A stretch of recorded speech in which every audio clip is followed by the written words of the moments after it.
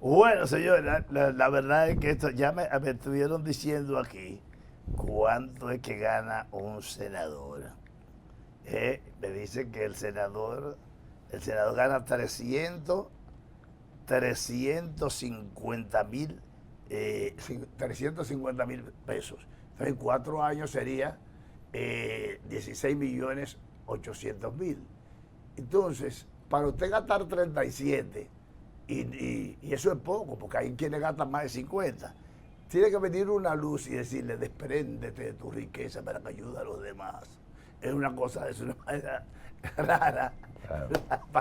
para usted poder hacer ese tipo de cosas. Hay que interrogarlo para ver cuáles son las intenciones. Doctor Antonio Siriaco, ¿cómo está usted? Antonio Siriaco Cruz. Marino, estamos por aquí, siempre a tu disposición, siempre te damos seguimiento Sí, en todos los medios donde tú estás, muchísimas gracias, hasta por la radio. decano de la Facultad de Ciencias Económicas de la Universidad Autónoma de Santo Domingo, ciudad primada de América, ¿verdad? En compañía de Miguel Ángel Severino, Un amigo otro mío. decano, ¿verdad? Claro, no, Asistente, alumno. Y alumno. Bueno, en estos días la gente necesita muchas luces para ver por dónde anda lo que para ellos es una presencia casi demoníaca cuando le hablan de reforma fiscal, porque casi siempre para maltratarlo, para agredirlo, ¿me entiendes? De manera severa, y ellos recibirlo con toda impotencia, ¿verdad? Y tener que aguantarlo, respetarlo, ¿verdad? Y seguir pagando y malviviendo con lo que gana. Entonces, como hay una época de cambio, hay una especie de tiempo de cambio, ¿verdad? Ahora la gente espera que sea diferente. ¿Y qué mejor que ustedes, que tienen un amplio conocimiento de qué es lo que ha pasado en la República Dominicana, le aclaren a la gente y si hay posibilidad de que las cosas sean diferentes? Mira, Marino, tradicionalmente eso es lo que la población dominicana, cuando le hablan de una reforma tributaria o fiscal, siente que es un terror, ¿no? Como tú lo has dicho. Pero eso tiene su historia, porque aquí nunca se ha hecho una reforma fiscal como debe de hacerse. Aquí lo que se han hecho son parches tributarios. Y cuando se hablan de parches tributarios, estamos hablando de incremento de impuestos. ¿Y qué hacen los estados? Lo que hace el gobierno generalmente, dice, bueno, vamos a incrementar la tasa del impuesto al ron, a los cigarrillos, lo más fácil. Y nunca se tocan los temas de fondo. Nosotros, por ejemplo, en la Facultad de Ciencias Económicas y Sociales, tenemos una propuesta. Y esa propuesta, yo te la voy a ir mencionando una por una, y en ningún caso implica incremento de impuestos. Y parte de la premisa y de la consigna siguiente: menos evasión y más recaudación para un desarrollo productivo y cohesión social. Oye bien, te estamos mencionando que la evasión es uno de los principales problemas que tiene el sistema tributario en la República Dominicana. La evasión sobre el impuesto sobre la renta, tanto a las personas jurídicas, a las empresas, que es donde más evasión hay, las personas físicas, y además también aquí hay otro gran problema que ha drenado la base tributaria en la República Dominicana, que es el gran tamaño de la informalidad que hay en la República Dominicana. El Banco Central acaba de hacer una encuesta conjuntamente con el Ministerio de Industria y Comercio y MIPYMES, y de 474,000 levantamientos a establecimientos, oye bien, de eso ellos determinaron que 404,000, oye bien, 404,000 son MIPYMES, es decir, el 85%. ¿Qué significa eso? Que el tejido empresarial en la República Dominicana está conformado por micro, pequeñas y medianas empresas. Y de esa MIPYME, más de un 94%, prácticamente, o un 90% más alto, son microempresarios. Sí. Es decir, una persona que pueda vender en una esquina yaniqueque, o tal, son microempresarios. Pero un egresado académico reciente que pone una oficina para dar servicio, No como abogado. es un microempresario. Sí.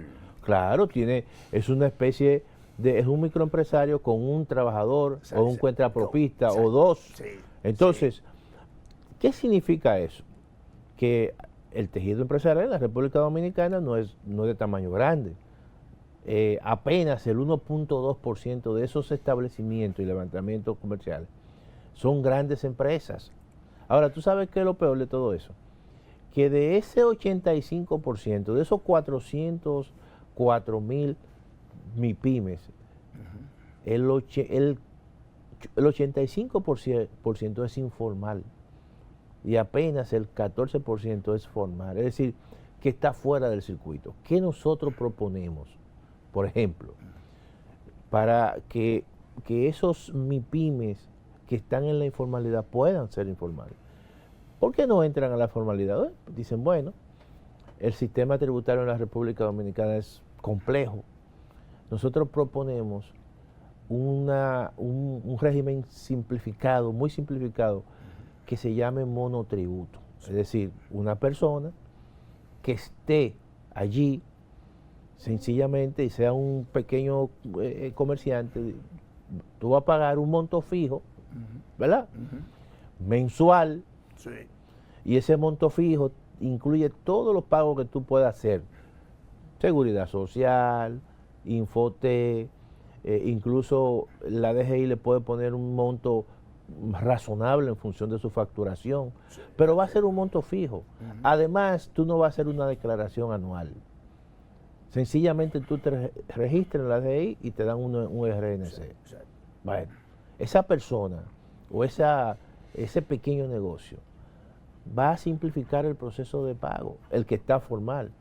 El que está informal, para tú motivarlo, tú le vas a decir, bueno, mira, hay un conjunto de beneficios que tú vas a recibir, todos los que se acojan a ese régimen.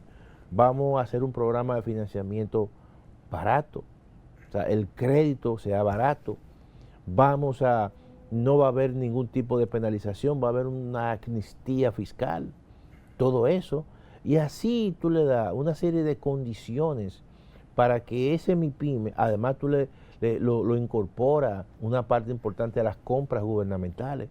Es decir, que tú, sin incrementar tasas, tú estás ampliando la base, incorporando más negocios a la base tributaria. En los países, por ejemplo, donde la tasa de informalidad es la más baja, o el país donde la tasa de informalidad es más baja en América Latina y el Caribe, es en Uruguay, que está por debajo del 30%. ¿Y qué hay en Uruguay? Que existe el monotributo para los pequeños contribuyentes. Ahora, el gran contribuyente, la gran empresa, ahí hay una evasión alta del impuesto sobre la renta. Porque, por ejemplo, cada uno de nosotros, como personas físicas, ¿cómo nos cobran el impuesto sobre la renta? Por el ingreso bruto. Yo trabajo en un sitio, en la Universidad Autónoma de Santo Domingo, y cuando yo veo mi volante de pago, dice el monto de mis ingresos menos los descuentos por impuestos. Me le están cargando esa tasa de un 25% a mi ingreso bruto. Entonces, sin embargo, a las empresas no le cobran así. Y básicamente el gran grueso de la evasión del impuesto sobre la renta está en las grandes empresas, en los grandes contribuyentes. Entonces, ¿qué hacen ellos? Van y le presentan, supongamos, a la DGI ingresos por 1.000 millones. Perfecto. Y luego entonces le dicen, yo gasté 500 millones. 1.000 millones menos 500 te va a dar 500. Se le aplica el 27% a 500. Ahora, yo te pregunto, ¿esos gastos son reales? Porque ¿qué hacen muchas empresas? Muchas actividades particulares, personales. Cuando tú vas a un lugar y te dicen, comprobante fiscal, sí, pero tú estás con tu familia comiendo. Sí. Y eso tú se lo cargas a los gastos de las empresas. Entonces tú estás abultando realmente todo el tema del gasto. Y la DGI no tiene ningún tipo de capacidad para poner un contador o un supervisor en cada una de las empresas. Pero eso es falta de liderazgo, falta de coraje, falta de sabiduría, que tenemos en cualquiera en las posiciones. ¿Qué es lo que pasa ahí? Porque las leyes, la Constitución, nosotros pagamos de Fuerzas Armadas, pagamos guardianes, pagamos de todo para proteger eso. ¿Y por qué no lo hacen? Marino, mira, en esos procesos, las grandes empresas pagan buenos contadores y hay mucha capacidad de hacer contabilidad de creatividad, contabilidad creativa.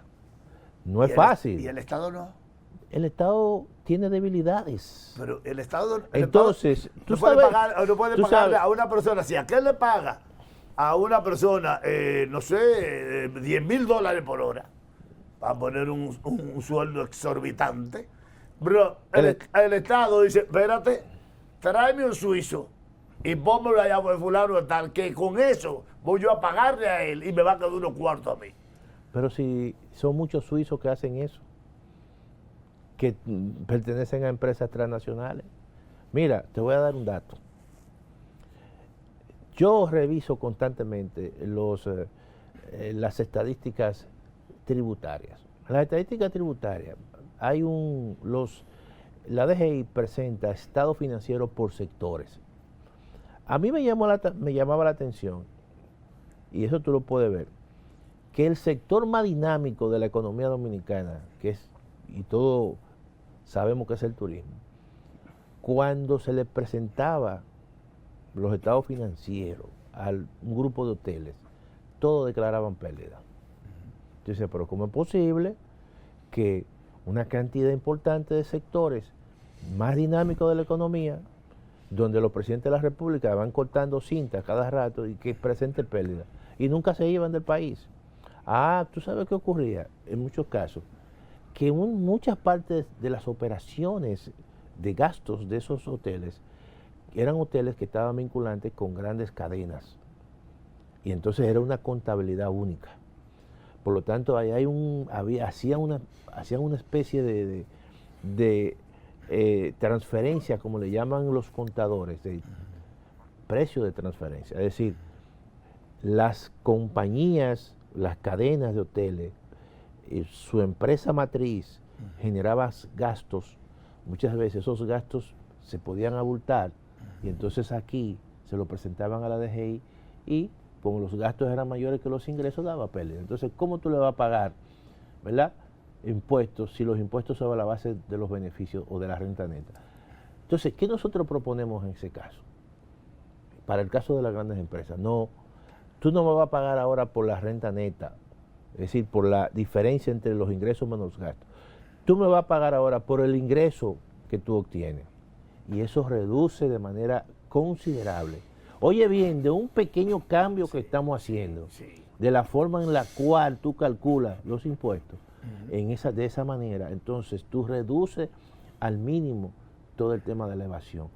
Y eso nosotros lo estamos proponiendo, pero una reforma, la reforma que hay que hacer en la República Dominicana, la reforma fiscal, tiene que ser una reforma donde se pongan los temas estructurales, donde no se solamente habla aquí de incremento de tasa, que vamos a aumentar la tasa impositiva del IPI, o que vamos a aumentar el impuesto selectivo al consumo, o que le vamos a incrementar el impuesto, no sé, a tal producto. No, es al revés.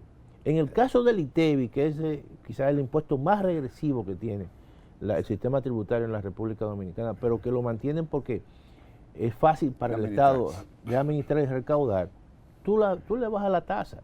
Ahora, hay economistas, yo no estoy de acuerdo con esa posición, que te dicen, vamos a bajar la tasa del ITEVI. ¿Cuánto? De un 18 a un 10. Y vamos a generalizar o universalizar a todos los productos, bienes y servicios. No. Yo creo que hay que bajar la tasa, y nosotros proponemos de un 18 a un 14. Pero hay que mantener, sin tocar, oye bien, sin tocar las exenciones, ni de los alimentos, ni de los medicamentos, ni de la educación. Yo que yo lo considero Decano. un tumbe. Adelante, Decano, excelente su perspectiva y a mí me parece que hay alguna cosita que se puede incorporar. Sí, sí, claro. En el caso de la reforma fiscal, en el caso parto de un juicio, de una conclusión de Juan Carlos Gómez Sabaini, Sí, claro. un experto tributario, que cuando estábamos con él en los años 83, el gobierno Jorge Blanco nos dio un doctorado, una maestría, un diplomado en reforma tributaria para el desarrollo. Él dijo lo siguiente: en América Latina y en la República Dominicana, la administración tributaria desconoce los hechos que grava el sistema tributario. La situación de esas grandes empresas... O sea, que desconocía el hecho imponible. Sí, el hecho, correcto, sí. ¿A qué se debe eso? Es que el mercado, los agentes productivos no están codificados. Bien. Es como si tuviéramos una finca de ganado nosotros tres, y cada uno tiene 5.000 teras de tierra, 3.000 cabezas de ganado, pero no tenemos potreros, no tenemos vaqueros, no tenemos estampas, ni tenemos un código para saber dónde se moviliza una vaca. ¿Qué tenemos nosotros? Nada. ¿Qué corrige esa evasión, esa falta de conocimiento de parte de la administración tributaria de los hechos que grava el sistema? Completar la codificación patrimonial central del mercado. Si nosotros a los hoteles hacemos como tienen los bancos, un plan de cuenta único para ellos, uno para la ferretería y uno para todos los sectores productivos del país, automáticamente se va a saber cuándo hay una transacción y cuándo hay una tasa de un tributo que la aplica. Y de manera simultáneamente, como va a estar bancarizado, la administración tributaria, como el contribuyente, como el que hace la operación, recibe una información, el sistema, de que cada dinero que se mueve en el mercado, el gobierno sabe dónde se mueve y qué tasa lo afecta. A partir de ahí, esas empresas, pero no solamente las empresas, yo conozco personas que le dicen a los amigos, cuando tú vayas a comprar al supermercado, dale mi RNC. Sí. Y la factura y los gastos de esa familia le salen, se lo imputan, claro, a esa persona en su negocio, y automáticamente todos los años reporta pérdida. Claro, entonces... ¿Cómo eliminamos eso, decano? Si a esa idea que usted tiene brillante le ponemos ese pequeñito aderezo de que el Estado, y tiene los técnicos y las propuestas ahí, claro, para sistematizar la información que permita a la administración tributaria conocer cada vez que se mueve el peso. Y de esa manera vamos a eliminar la evasión, todos los elementos que obstruyan a que el Estado no sepa quién debe pagar y cómo debe cobrarse. Automáticamente el sistema financiero bancario le va a decir a cada empresa, digo, mira, tenemos tu crédito financiero, te tiene para tantos millones de pesos, mira el sistema aquí. ¿Cómo usted lo sabe? Bueno, está codificada la economía. Claro. Y eso es posible. El otro problema que tenemos, maestro, decano, es que tenemos la tierra urbana sin título de propiedad privada y por lo tanto, usted lo conoce más que yo, la tasación de esos bienes inmuebles están por debajo de un 70% subvaluados. Sí, así es. ¿Y cómo lo insertamos al sistema? ¿Cómo lo captura el sistema de estadística? No tenemos estadística. ¿Cómo lo captura y cómo el banco puede ofertarle recursos y cómo la gente puede ir al banco a buscar un financiamiento para crecer y convertirse en agente productivo o desarrollar su propio proyecto? En vez de micro, ser macro, empresa. No hay espacio. Entonces, administrativamente hay muchas medidas que podemos implementar y complementarlas con las matrices macroeconómicas, de indicadores, para que podamos tener un mejor mercado, un mejor desarrollo y cada empresa pueda pagar menos, pero sea rentable, que es lo que es nuestra preocupación, maestro. No, y tú lo has dicho, o sea, generalmente, fíjate, todo lo que tú estás diciendo drena la base imponible. El tema, por ejemplo, de la falta de codificación de los terrenos, que ha sido siempre una preocupación que tú has tenido. O sea, entonces ahí tú estás dejando de percibir una parte importante, porque tú no tienes ningún tipo de documentación. Eso es lo mismo que la gente que está informal. Esa gente está informal. Todo. Esa gente está informal. Somos mercado o economía podría ser informal, claro, totalmente. Informal. Entonces, eso es un gran problema que existe en la República Dominicana, Marino. Un gran problema. Entonces, hasta que nosotros no resolvamos eso, o por lo menos comencemos a atacar el tema de la evasión a todos los niveles, desde ir incorporando cada vez más, sistematizando sistematizando la información, como decía Severino, haciendo algunos cambios en los cálculos para el pago de los impuestos, tomando en consideración que el tejido empresarial en la República Dominicana son MIPYMES, que son informales, que tú tienes que enamorarlo, decirle, porque déjame decirte lo siguiente. La bancarización de la facturación y cobro de los impuestos. Y todo eso, porque todos esos pagos de impuestos será a través de los bancos. Y el cobro electrónico. Sí, la facturación electrónica, todo eso, tú no le vas a decir, supongamos, a una persona que tenga un pequeño negocio, tú no le vas a aplicar la situación de, ¿verdad?, la fuerza. No, jamás. Hay una parte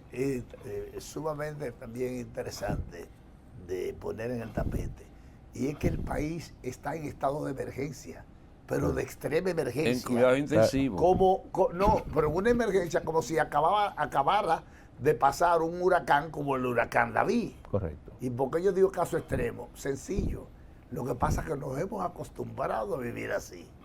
Pero todas las medidas que se tomaron en los huracanes, todas las medidas de que proporciona el beneficio a tal sector, están ahí. Todos los subsidios eléctricos, el robo eléctrico es tan grande que además de un subsidio que yo le calculo casi en 40.000 millones en 30 años de dólares, que nadie habla de eso, nada más hablan de los préstamos, pero no sabe en qué lo emplearon, ¿verdad? Además de ese subsidio, también te cobran, que se puso en estado de emergencia, el que cuando tú te pasaras de un número de kilos, sí, se te cobraba 3 veces. Y entonces tú estás pagando una emergencia para cubrir el déficit del desastre del huracán. La ineficacia. Mira, el dinero, lo que se le da, los subsidios de agricultura, el subsidio de los aeropuertos, el subsidio de hotelero, todo eso se mantiene. Entonces digo, el país está en un estado de emergencia. Entonces, eso hay que quitarlo. Mira, por ejemplo, tú sabes, Marino, cuánto representa aquí el gasto tributario, que son exenciones. Para este año, las estimaciones, incluso oficiales, contenidas en el presupuesto nacional, son 340.000 millones. Claro, eso hay que verlo uno por uno, porque hay incluso exenciones hasta para el sueldo 13. Tú tampoco vas a quitar el sueldo 13 o lo va a agravar, ¿no? Sí. O sea, todo eso, pero hay sectores que están maduros.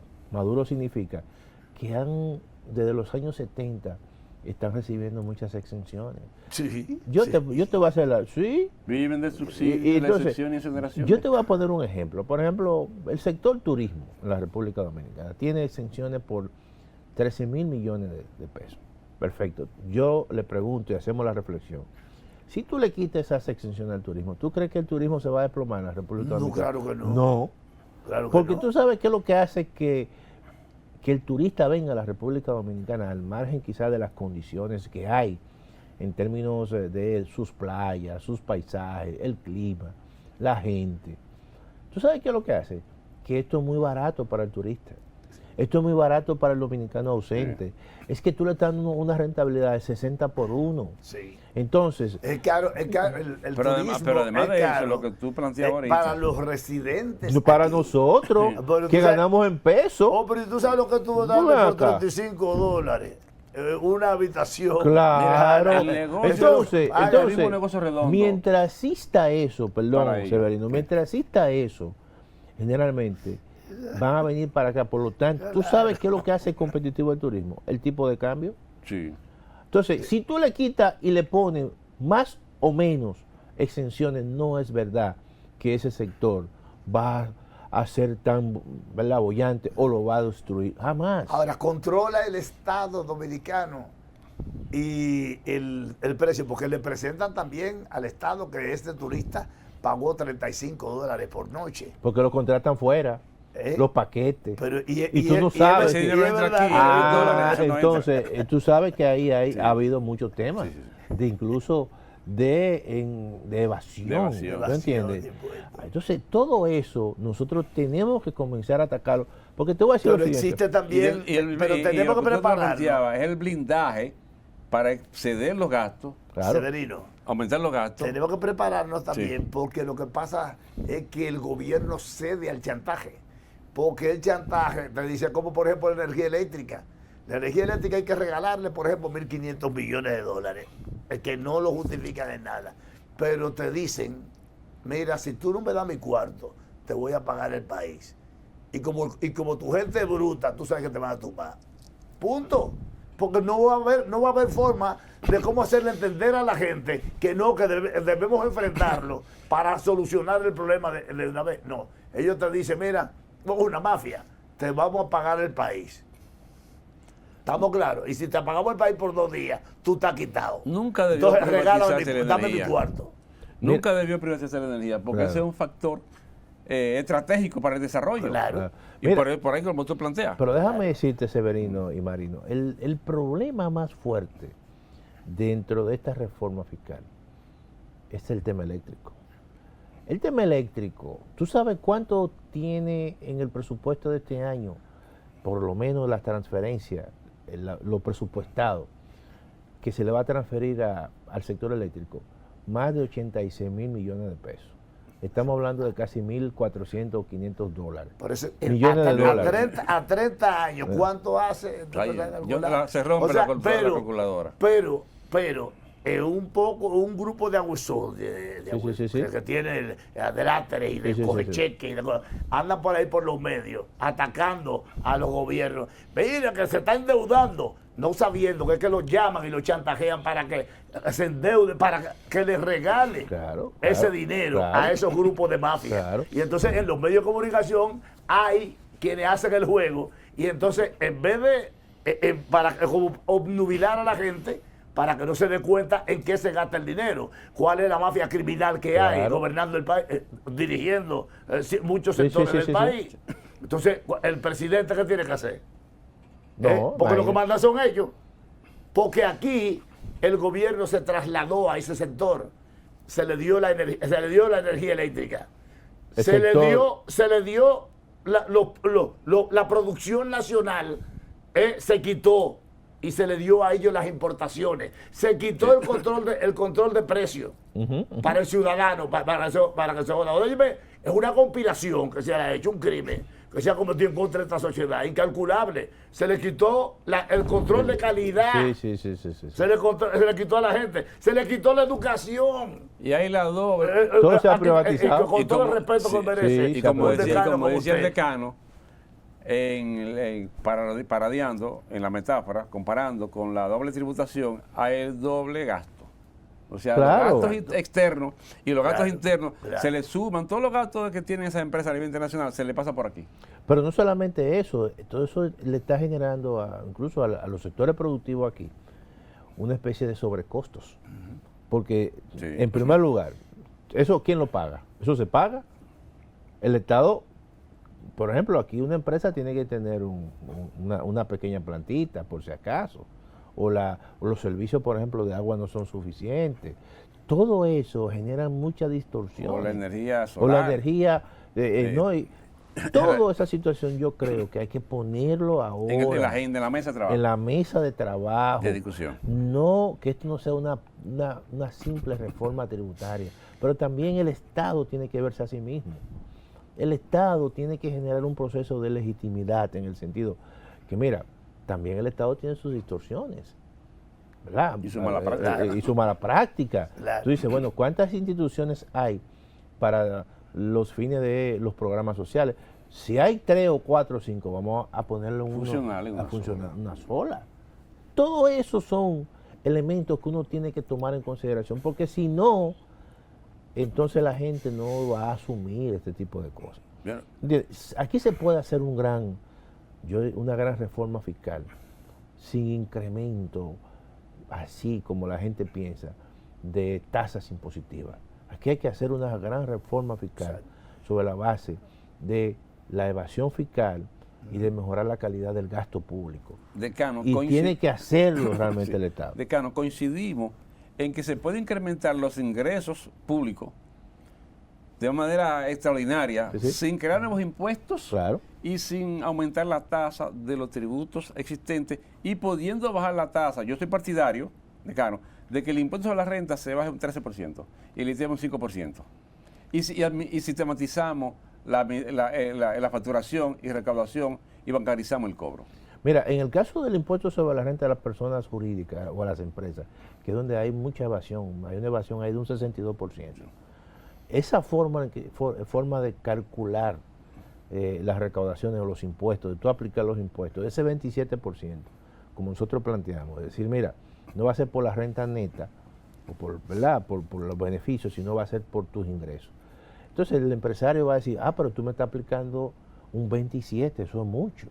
Entonces, bueno, está bien. Pero si codificamos entonces, ese todo, no hay problema. ahí tú le dices, está bien, yo te lo puedo bajar, entonces, como tú dices, a un 14. Y mejora la eficiencia del cobro de impuestos. Y todo el mundo paga. Se elimina la evasión y todo el mundo paga. Claro. Y entonces eso es lo que hay que hacer aquí. Claro, y ayudar, una de las cosas, y si se quiere ayudar a la población, facilitarle a las MIPYME, a los emprendedores, Claro. Que puedan desarrollarse, que puedan pensar en crear un negocio. No, y abrir Sí. darle facilidades, por ejemplo, de Claro. financiamiento, a tasas de interés que sean cómodas, todo eso. Y no hay cosa más humana que eso, en vista de que la tecnología está dejando sin empleo a tanta gente.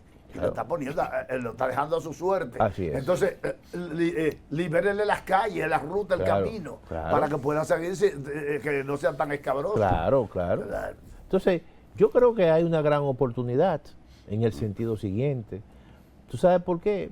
Porque hay una condición política que el partido que ganó tiene todos los poderes del Estado. Exacto. Entonces, Exacto. Pero hay que cuidarlo, ¿eh? Hay que cuidarlo. Hay que cuidar ahora. Pero yo lo que digo es que esa reforma que estaba pendiente desde el año 2012 y que no se hizo en el 2015, porque hay un tema político, pero ahora no hay excusa. Ahora no hay excusa. Señores, qué bueno es contar, ¿verdad?, con gente con tanta sabiduría, con Claro. tanto conocimiento y que pueden ayudarnos, ¿verdad?, a tanto en un momento donde la firmeza, el coraje, no solamente la educación, la formación, el conocimiento, pueden ayudar mucho a este país a salir del marasmo en que está, a donde nos han metido durante los últimos 50, vamos a poner 50 años. Así es.